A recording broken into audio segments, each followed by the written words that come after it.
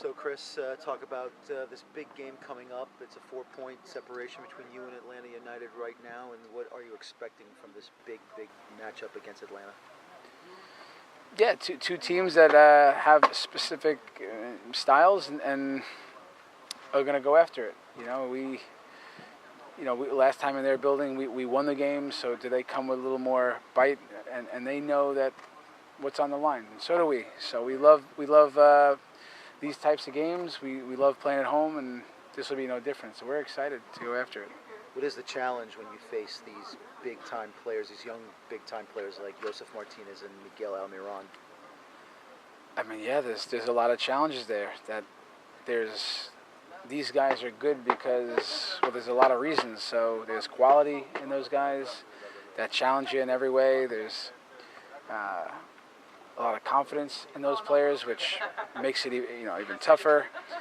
And those guys have a will to win.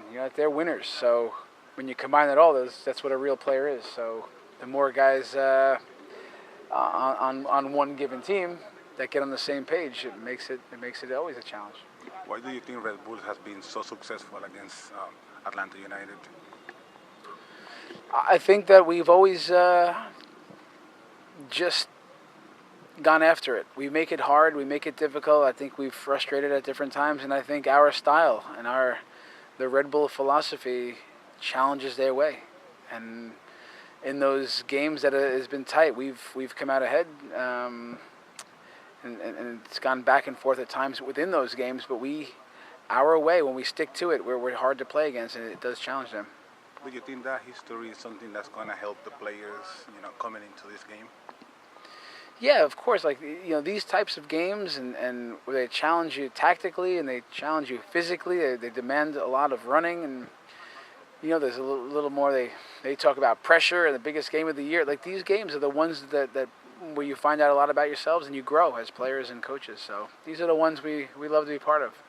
Chris, in the most recent matchday video, there was a portion of you rotating between English and Spanish when you were giving instructions. You mentioned after the Houston game that was something that was kind of important to you, learning Spanish, trying to communicate with some of the Spanish speakers. What has it been like the last month or so trying to learn the language?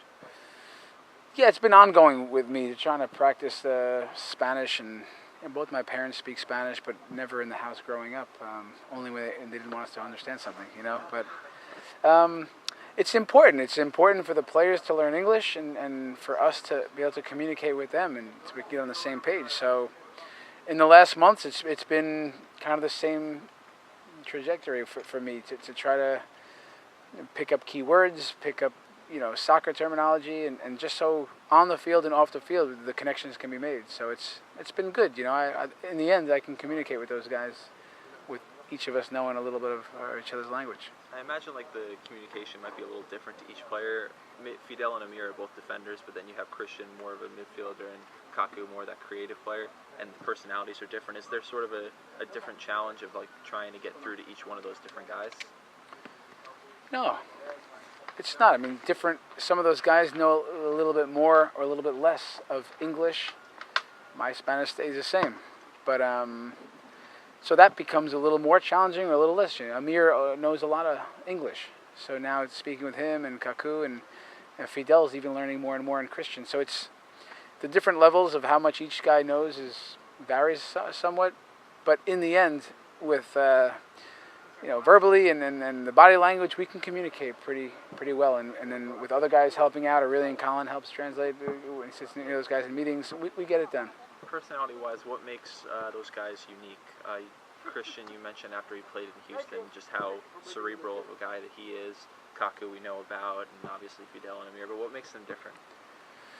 Yeah, I think that those guys are like most of the players we bring to the club. We look for guys with personality. We look for guys that have something to add. And, so each of those guys has something there. And Fidel, in a quiet way, he's got a lot of personality. Amir is always smiling and laughing. And, Christian's a young guy, but, again, has a lot of confidence. And we see that Kaku, it's no surprise that you hear with our language instructor, that he's so eager to learn, and he's in the center of it all, like on the field, and his English is great. So you sometimes see guys in clubs for a long time, and for a few years they don't speak the language. So these guys are all learning and eager, and give them a lot of credit, and then our club pushes the guys to try to just get assimilated quickly.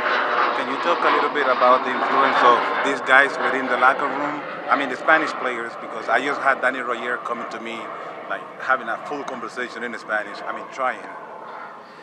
Yeah, so the influence of the Spanish guys in the locker room. Yeah, it's again we post up words in Spanish and it translates to English, and we post that up around, and we change those words every few weeks. So the Spanish guys are learning English through some of the football terminology we're throwing up there, and the English speaking guys are picking up the Spanish words.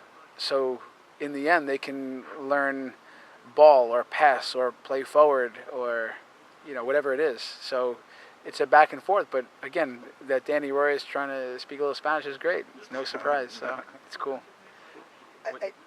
Well, it's all we've already been through what happened with Bradley in the last match. So just asking you, like, what have you done to maybe change things up? I mean, you probably will say something to the guys before the match starts on Sunday, but what have you tried to take a look at to see who will take over for Bradley, who to move out of a certain position to be there, or are you going to take someone from the bench and put him up top? Yeah, look, we're still working through that, but because we know what our options are.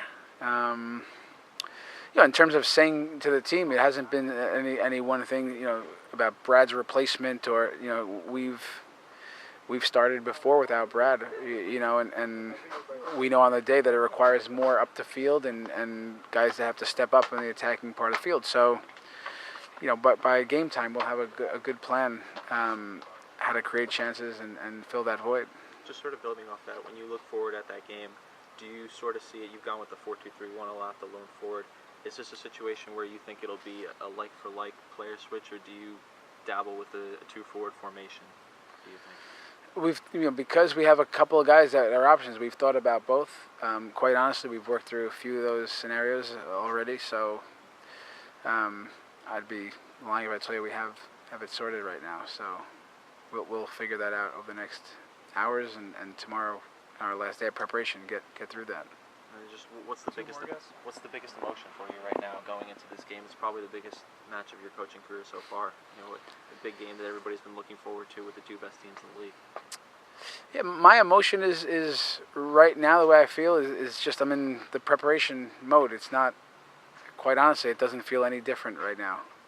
When you on MLS website, you see the biggest game of the year, so you hear that's the dialogue, and it's a massive game for us. So as it gets closer, it'll build, but it'll be important for us, the coaches and the players, just to be in control on days like that, just to take the emotion, use it the right way, and have it lead to the energy, have it lead to focus, and in the big games, that's what it's about. Not so much the rah-rah, how much can I yell and be wound up. So I'm pretty calm about what's coming up here.